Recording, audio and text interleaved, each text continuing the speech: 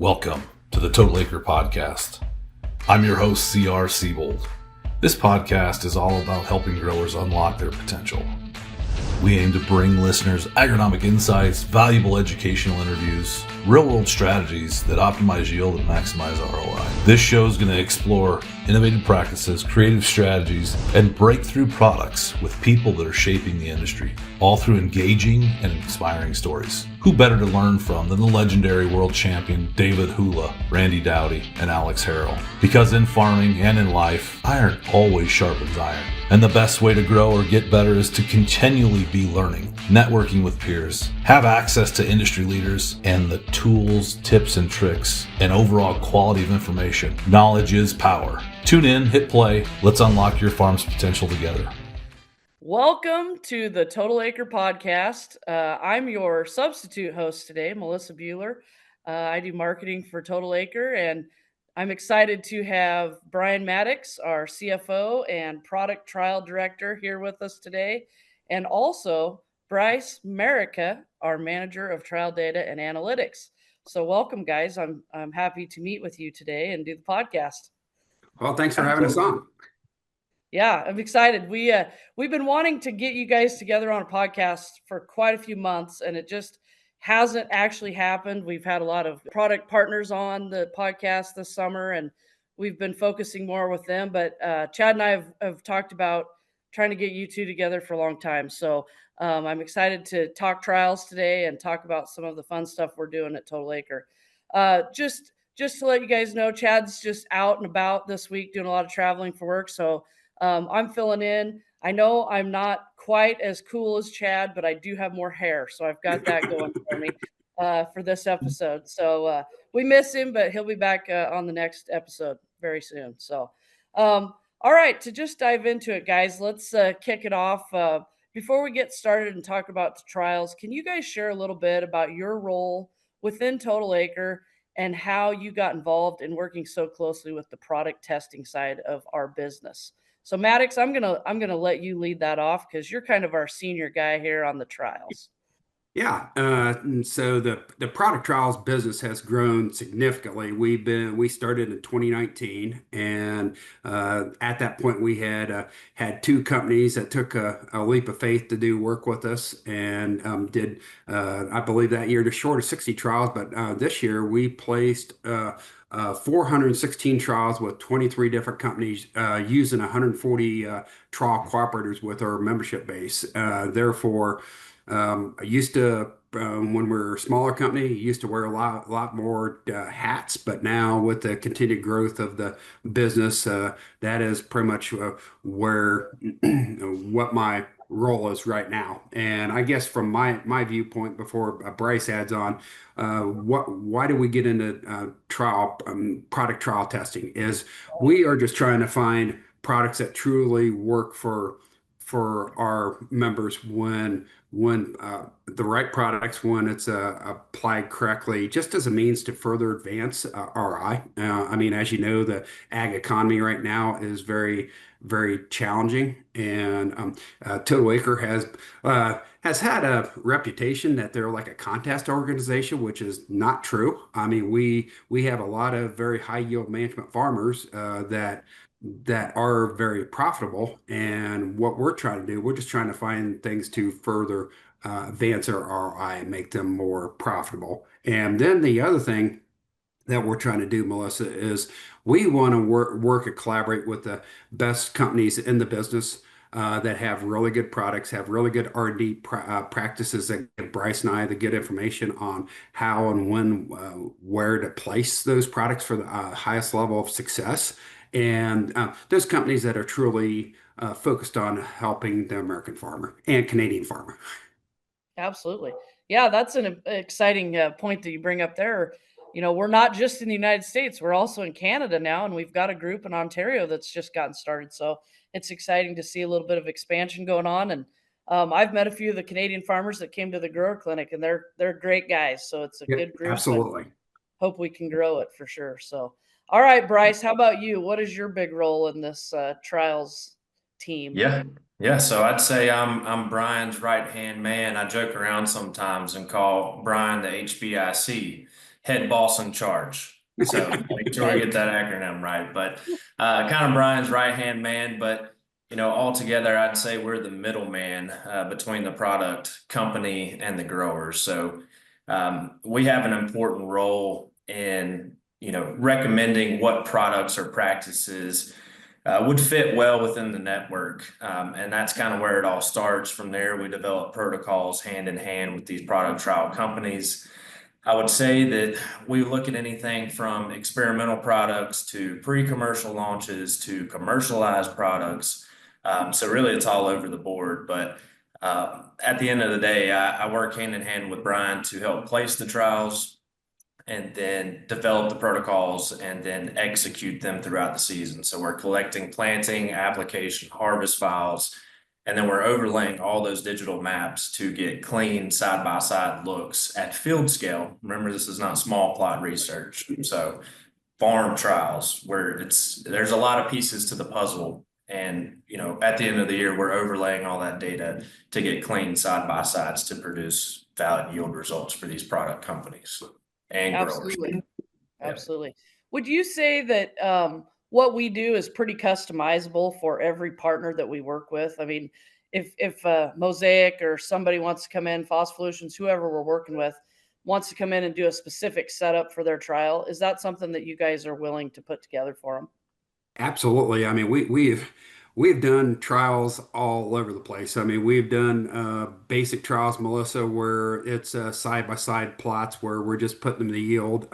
We've also done trials where we may want to apply like a 5% boron at R1 on soybeans with where you have a check and you have 1, 2, 3, and 4 quarts, and you're pulling tissue samples for your baseline, pulling them several weeks post to see what rate moved the needle the best. And yeah, so we have all kinds of different types of trials. And the biggest thing that we try to do for the trials is we're we like to try to, of course, find things that are solutions to improve farmers' operations, but also things for ease of implementation. That's another thing that's important too, is that if it's something that is very intensive and they can't roll it out across their whole operation, that makes it a little bit more challenging.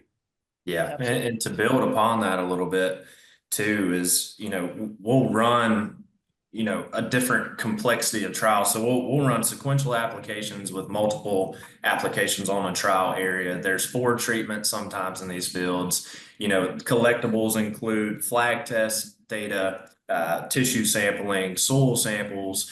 It ranges across the board for complexity on trials, but you know, we've done about everything. It could be as simple as you want it or as complex as you'd like. But we're all here to learn at the end of the day. That's why the system works so well. Is the product trial company wants to learn about the product and where it works and where it doesn't. The grower wants to get to the next level, and we want to supply that information to the grower. So everybody's here to learn. I think that's a great way to sum it up. And something that a lot of companies don't have that we do is an excellent set of farmers that are willing to trial these products on their own operations.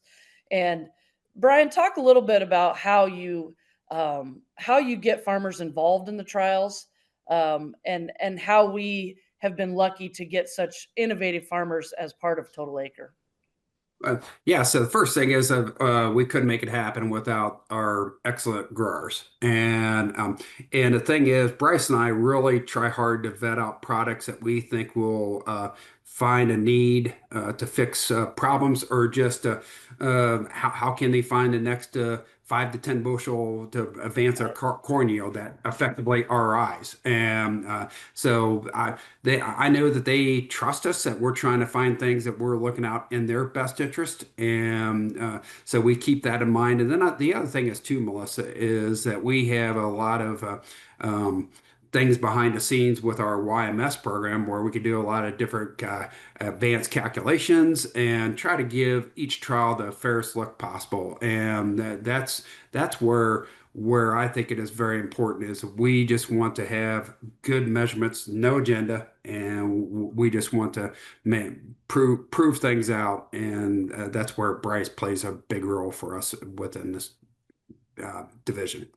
Yeah, Yep, I think absolutely. Brian, this is a quote from Brian, but remaining product agnostic is our goal. So, I mean, we're providing that service to the grower and the service to the product company, but we're here to supply information, and that's what we do on the trial side of the business. So, Absolutely. Talk to me a little bit about the philosophy behind running trials compared to traditional research trial plots or like university studies. I know I went to the University of Nebraska, go Big Red, and I know those guys run a lot of plots all over the state with different research facilities throughout our regions. And so, talk to us a little bit about how we differ compared to the folks that are doing like PhD research, or even some companies do their own trial plots where they have specific areas. Heck, there's a Bex plot right down the road from me. So talk about how our philosophy is just a little bit different. Yeah. So Melissa, I came from, as you know, I come from the automotive industry and understand R&D, how important it is to how you go about rolling out the best products possible. And in the ag industry, it is very important how that transition is, where you come up with a concept, you put it together in the lab, you trial it in a greenhouse, and then you go to small plots to see, okay, is this going to make the cut to the next step to go to on-farm trials. And I know that if Brian Mattix was a farmer, I wouldn't care how the results are on a small plot trial. I want to see how it operates and performs on my operation, where, as both of you know, there's lots of variability in every single field. And how can you have things to thread the needle with that product that will get it to perform, and see if it's going to ROI and be a good fit for your operation. As both of you know, nothing wins everywhere. But I think that if you understand the products, you know how to place them, you know how to place them at the right time. That's some of the things that I think Bryce and I's education is big on. Our philosophy is big on is education, and trying to teach everybody how to do everything in a standardized format. Thing we talk about, Melissa, is if a product is supposed to from a company's research is supposed to apply work the best V3 to V6, and they apply to V10, then they wonder why they don't get a response and apply at the right time. And so those are things we try to educate everybody on, get everybody all on the same page, and then we take all that information and roll that up into a standardized report. And another layer of it too, Melissa, is sometimes when we're trying to really have a good drill down where to place things, we also have behind the scenes where Bryce could go find data like maybe a phosphate trial, where a company will say, hey, we want to place this in areas that the p values in the soils below 20 parts per million. Those are different things that we could do to just try to get that, get that laser focused placement, and that's another thing I think gives us a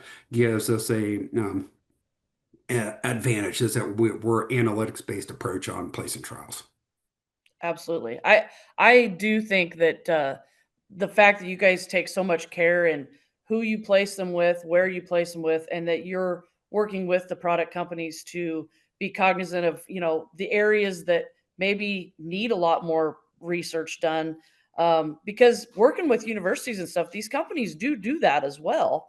Mhm. And a lot of times they have their own trials in the background that, as you're first starting out with a new product, you might do quite a few greenhouse trials and then move to a small plot and then move to a large plot. So by the time they get to us, usually there's been a lot of research done already, and now they're getting close to the commercialization of the product, and they want to see if it works in the real world. So I think it's really cool that we provide such a real world on farm experience for them in lots of different regions and in lots of different environments that maybe, if we need to do dry land or we need to do irrigated, if we need a sandier soil, we have growers all around the United States and Canada and areas of Canada that can do that for them. So I think Yeah. that's cool. And I don't know if there's any other company offering that like we do. So I agree. I mean, that's very well said right there. I would say the biggest thing for the scale at which our trials are done is,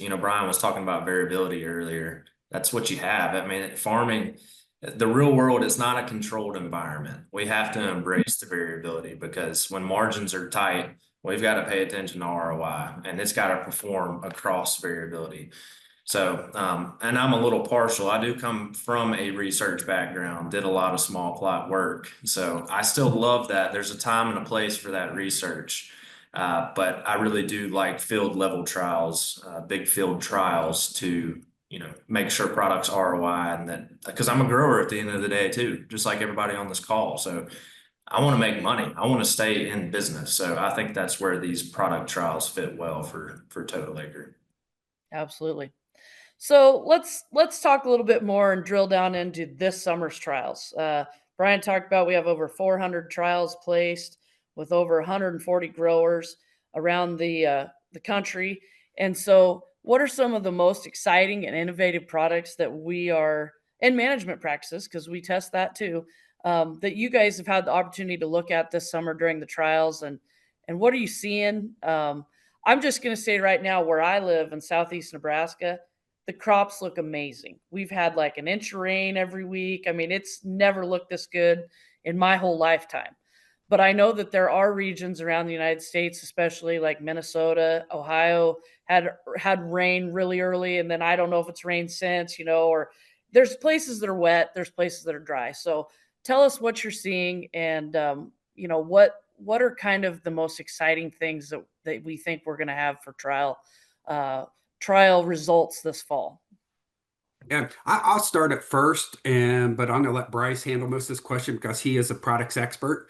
But some of the neat things we get to do, Melissa, is we have some companies that will want to just do some experimental products. They will just trying to kick the tires on see how to do an on-farm setting. Luckily, we have growers who are thinking, well, hey, if this is something that does perform well, that they're ahead of the curve of the next new shiny toy within their toolbox for their operation. And so we've got to do all kinds of neat things for that, but we're also doing more things on biological, sustainable ag products. But we really get to work with some really great companies. But I think Bryce could talk a little bit more better in this space than me. Yeah, so there's been a couple of calls here the last week. You're talking about what we're hearing about products. In an abnormal year, I don't know if anybody's really seeing a normal year across the country. We're certainly not. You said an inch of rain every week. We're getting an inch of rain every day, it Oh seems. no. Oh yeah. Knock on wood, the moment you start saying, I don't need any more, it's just gonna turn into a drought. So I better be careful what I say. But yeah, it's the conditions this year with it being an abnormal year. I don't know if any year is normal for farming, but definitely testing the versatility of these products. Really putting the proof to the pudding for what these product companies are claiming these products can do. There's a couple nutrient use efficiency products that, we had to push back some nitrogen applications because it has been wet.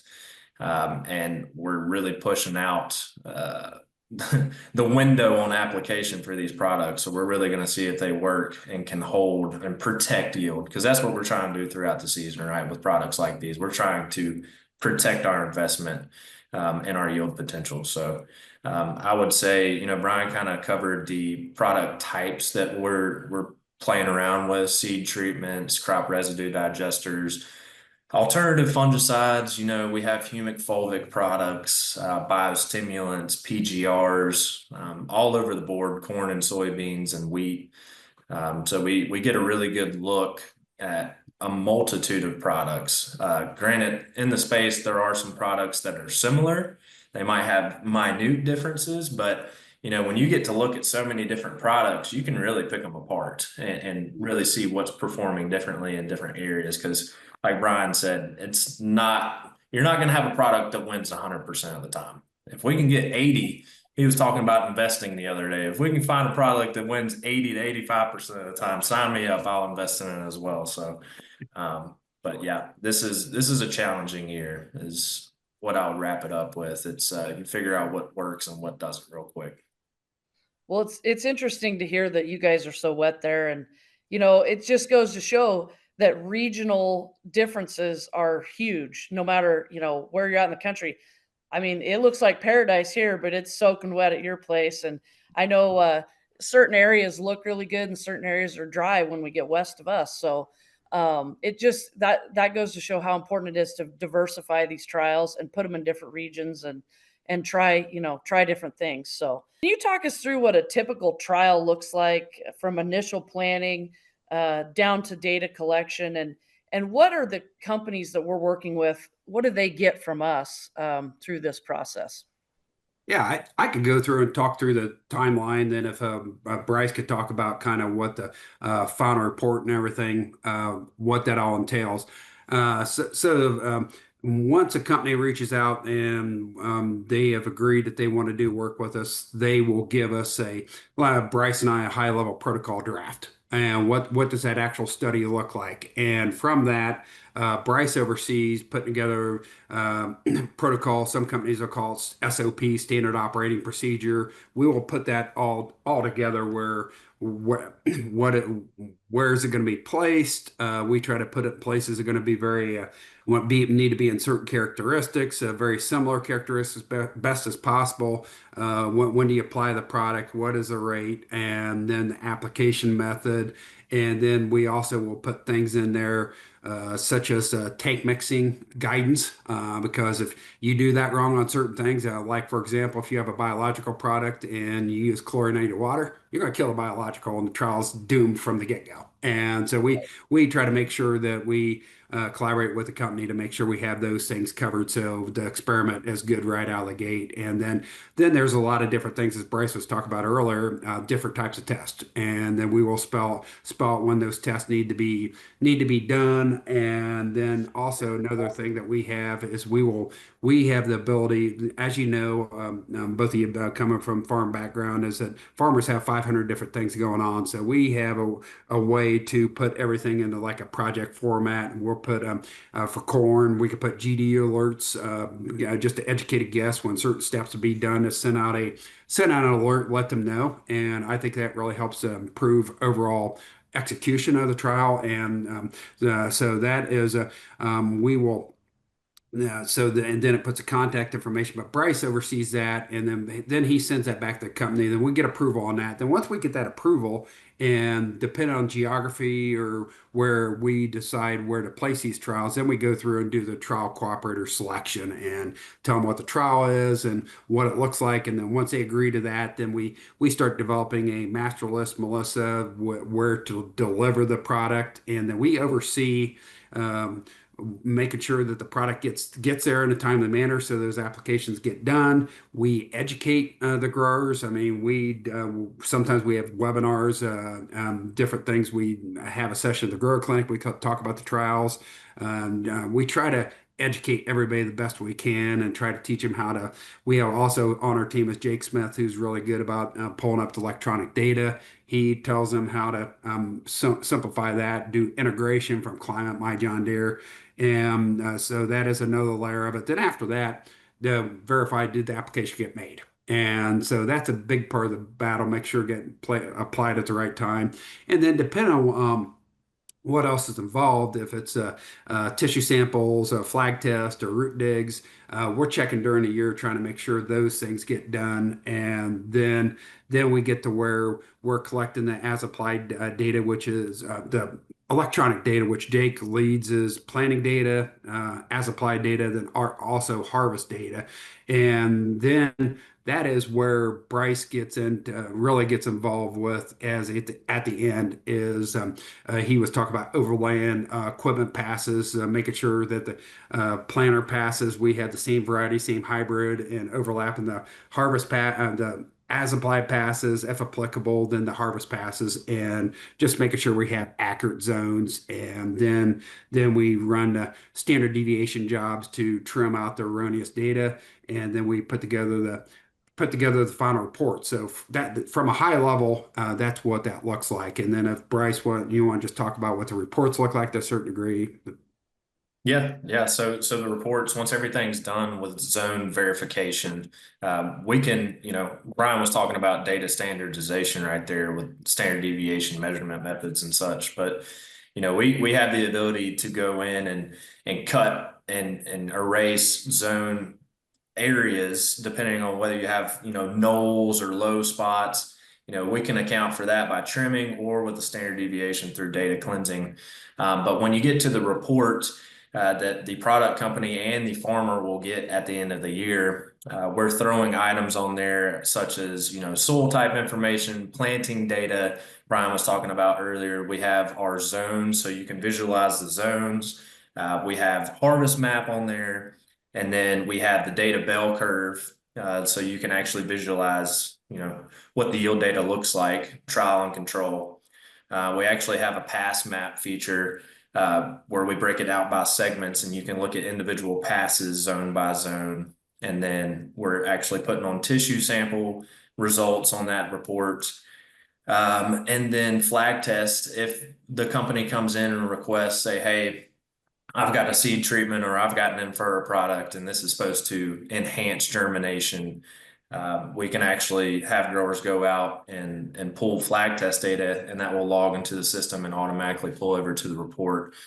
And then we actually document, Brian was talking about tank mixes, all of that information also goes on to the report. And if we've gotten some trials to where there are 3 or 4 applications and we're logging dates, application methods, rates of products, and then total overall tank mix rate for those applications. So, and then the grower can actually, as we go through the year, document any ideas or items, and that will actually make the report too. We'll put it in a notes section on the report. So, and then, to top it off, at the end of the year, we'll add in field pictures or imagery. So Brian has been big on incorporating satellite NDVI green imagery for the reports because, yield, that's how we make our money, right? We want to make yield. That's what's going to make us money. But, these products may have, triggered something early on in the season that might not have translated to yield. So, moving forward next year, let's adjust something. Maybe we could impact yield if we change application timing or method or tank mix partners. So there's more information in the report for you to make that diagnosis. So. I saw Randy Seaver talk about a month ago. He was doing a talk about YMS, which really all this stuff leads back to YMS, right, guys? I mean, all these data points that you're talking about, we have in our yield management software, and that's where all this data is going. And when Randy was talking about the data, he described it as layers like a lasagna stacked upon each other, only it was way more than like 5 layers. It's like 12 to 15 things, right? And so if you can imagine all these data layers that are stacked upon each other and all of that data being cleansed and put together and rattled around in there, I don't know all the science, I do know that it comes out with insightful data for farmers and especially for the product companies that we're trialing for. So I think that's kind of the important part of all this is we have YMS to back all this trial data up as well, which is exciting. And not everybody has their own software to do the data in. So I think that's a cool part of Total Acre that we've got to definitely pump our tires about a little bit, Yeah, it's incredible. I mean, I just all of the information that makes the report, all the information that's housed in the system, outside of trials, Brian was talking about being able to query certain characteristics. Product trial companies come to us and say, hey, I want to place this in a particular environment. We can do that. We can query the data and then target particular regions or growers with that information. So, you were talking about the layers, like a 12-layer lasagna. That sounds delicious. When you start looking at, overlaying 1-acre grid samples with, tissue samples. So we'll go in and take multiple tissue samples on the field, but we're able to overlay that all on one area, on a small area with yield. So we're getting a really good idea of what it takes from soil to tissue to yield, connecting all those together. and really figuring out a lot on crop nutrition and what it takes to make high yields. So yeah, YMS it's a beast. It is. It's a beast, and I think we're just tapping the surface on it. I mean, I think there's a lot of cool things yet to come. So it's exciting to be part of, and I think the farmers that are utilizing YMS and really doing their due diligence, putting data in, and I think they're getting a lot out of it as well. And I talked to a guy. At the Nebraska crop tour here a month ago. He was here with his son, and they were new members at Total Acre. And he said, my son digs into this YMS and he loves it. He's a senior in high school, or no, he was a freshman in college now. And he changed his major in college to go back to farming and science because of YMS, because of what he was learning and helping his dad with farming. And it really got him interested in the agronomy side more. And so he changed his major to agronomy from what it was originally. So I thought that was pretty cool. And I think the more we can get the young folks involved in these trials, the better as well. So Absolutely. And the thing is too, Melissa, I think we have some growers who are around Bryce's age and just a little bit older that were brought up around a lot of technology. And if they understand that, we help them teach them how to lay out plots and things like that. And the ones that really are engaged and pay attention to details, they're great to work with. And that's going to give them an edge in the next 10, 15 years to be a more successful farmer. all right, guys, so let's change gears just a little bit and let's talk about how, this stuff's impacting our growers. How do you see the results from this year's trials influencing grower decisions for the upcoming season? Because we all know what they're seeing now is going to impact what they're buying for 2026 very soon. I used to sell seed, and about September 1, we start selling seed for next year, even though it's not in the bag yet. So, how are these product trials influencing what guys are looking at for next year already? And they don't even have all the results yet, by the way. So, how can we help them make better decisions? Yeah, so the biggest thing is, Melissa, is they trust us. They know that we don't have an agenda. We're not the fox guard in the hen house, and we are trying to find things like we stated before, trying to find things that will help solve problems on their operation, and then we also just looked at trial things with a solutions based approach is what we're trying to do. And the other thing we try to do too, Melissa, is uh, we're not like a Bex PFR where we're reporting everything. We focus more on the high performing products, and then taken from Bryce will present on those findings, and then how many replications did we have?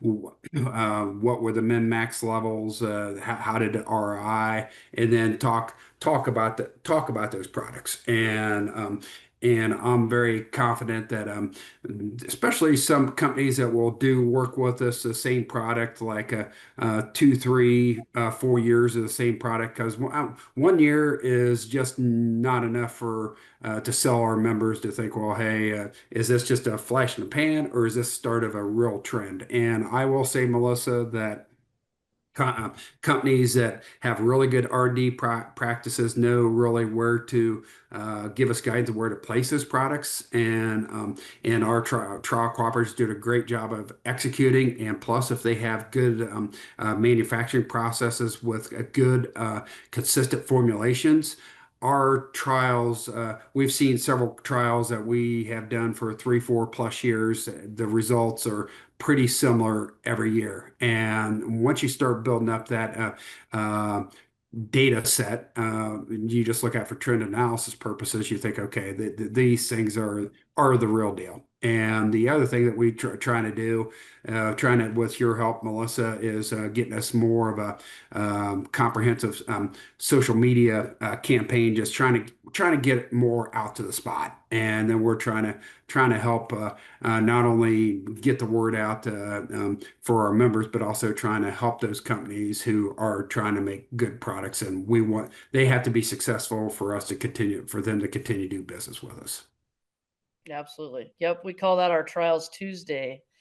social media posts. So I've been working with these guys quite a bit on that, and I appreciate all the content they brought because it's fun to show what's going on out in the field, real live updates, and show the plants and show what products we're working with and what companies we're working with. So I've really enjoyed our content on that, and I hope we can continue it until harvest if we can get enough visits out in the wild. The whole goal is product recognition, like Brian was talking about. There's multiple avenues to do that. But, at the end of the year, Brian was talking about, a trials presentation. So we have two sides of it. I mean, we have the regular data presentation, the data analysis. That's from, we'll call those regular fields in the system. But when we get to the end of the year, we'll also present on all the products, all the trial products at the end of the year. So what it would take to make that list, obviously, is the product needs to perform well. It needs to have over a certain ROI as well as a win percentage. So not everybody's going to make that list. That's because we're providing a service to the growers. So when they're sitting there listening to this presentation, wondering what they need to spend money on, they're pretty confident. Like Brian said, they trust us for being product agnostic. We're going to give them good recommendations. So that's probably what I would add right there is just, the goal of getting this stuff to the growers by the end of the year. Brian's even bumped that up. He's done a good job of trying to move that timeline up for growers so they can get early order discounts. The goal is to have this information to them by the end of December. We'll see if that happens. I mean, when you've got over 400 trials, it's going to be a lot of sleepless nights, but we'll try to get that information to the growers because it's valuable, right? I mean, if we can help them save money any way possible, let's try to do it. Yeah, and would you say that some of this trial data is stuff that you will present during our end of the year meetings, like in December, or is that too early to get any of that done? I don't know. I hope we're not jumping the gun on Brian's idea here, but that is the goal. If we could bump that up to end of year meetings, it's going to be tough. I mean, we're going to try to make it work, but you hit the nail on the head right there, Melissa. That's the goal, is to have it in end of year meetings. Well, and like you said, with the wetness out where you guys are at in different areas, it's going to depend on harvest. And there's probably going to be quite a bit of late harvest in areas that are really wet. So, we know that it's a fluid situation and it kind of depends on how harvest goes as well. But I think that's a great goal. So I'm excited. Maybe you can help us with it. Oh, yeah, I'm so good at numbers. More of a pictures and words kind of gal myself, but that's a good children's book. Yeah, I should write a kid's book. That's probably what I should be doing. I've got stories. So looking forward, what trends and technologies do you guys think you'll be trialing more often in the next 3 to 5 years? Like, we've done a lot of cool stuff, but what do you think the cool opportunities will be here in the next 3 to 5 years?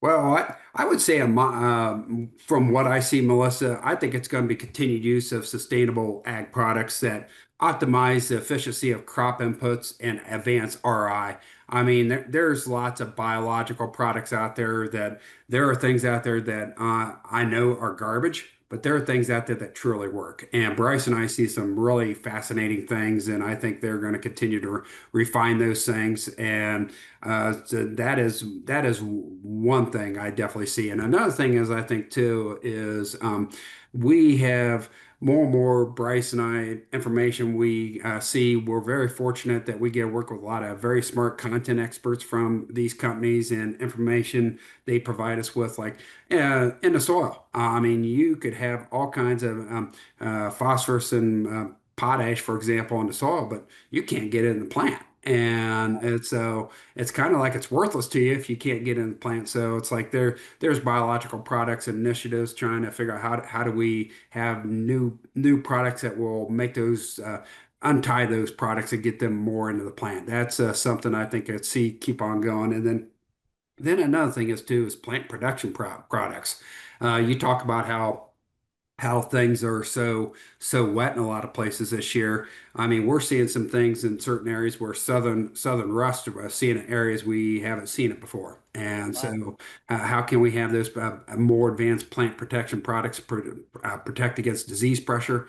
Then also abiotic stress. I mean, like drought situations, and try to just always keep that plant healthy, happy as much as uh, every day as possible during the growing season. And then another thing is that we're starting to kick the tires on more is we have a lot of elite farmers raising 300 bushel corn, and therefore they have a lot of trash in their fields, and that could be impacting planter performance, and maybe when they're strip tilling and different things, trash buildup. So how can we have crop residue burn down products that will break down that residue for its a better seed bed at plant timing, and also just leverage the nutrients in that residue and get it into the soil. Those are some of the things that I see in the next 3 to 5 years. I think also on the technology side, Bryce has been doing some things for innovation for us to how do we continue to advance our products. I mean, Bryce, maybe talk about some of the things we're evaluating for in that space for the next 3 to 5 years. Yeah, I think you hit on the big ones. The hot button everybody likes to hit is sustainable and bio-based products. So, I think plenty of those will still come here in the next 3 to 5 years. But I think, in talking with Brian about this earlier, I think more of the tech side, especially imagery, high res, multispectral imagery. I think we could lean on that even further. And then, a shameless plug for Total Acre Crop Diagnostics relationship. I think utilizing RNA for gene expression could give us a more proactive approach to managing in the short term, in the near future, diseases. I think we need some more time to develop an adequate nutrient model from that technology, but I think there's real time value in disease management and stress on that crop utilizing the RNA technology. So that's kind of what I see coming on top of the bio-based and sustainable products Brian was mentioning. Well, guys, this has been fun.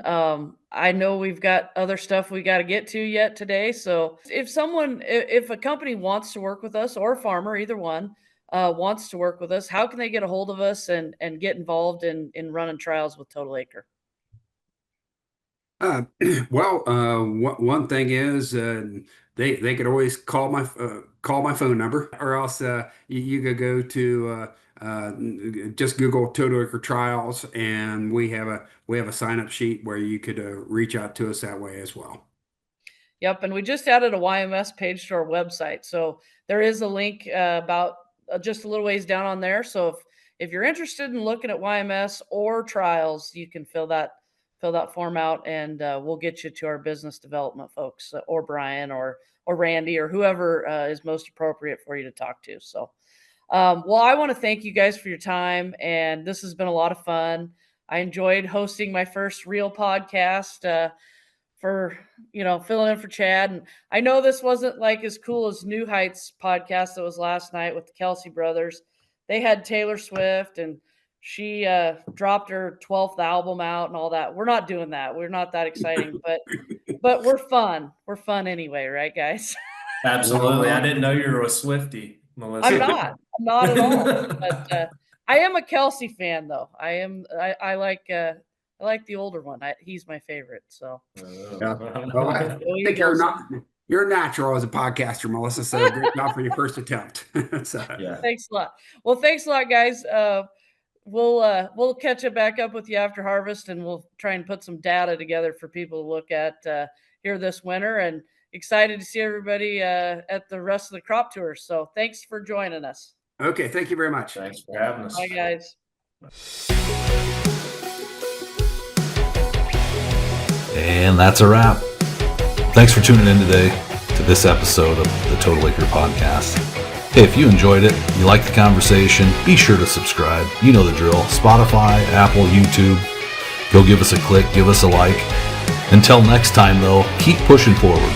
We hope that you found something unique, something powerful here that might help you unlock your farm's potential. We look forward to seeing you next week. Be safe. Talk more here soon on the next Total Acre podcast.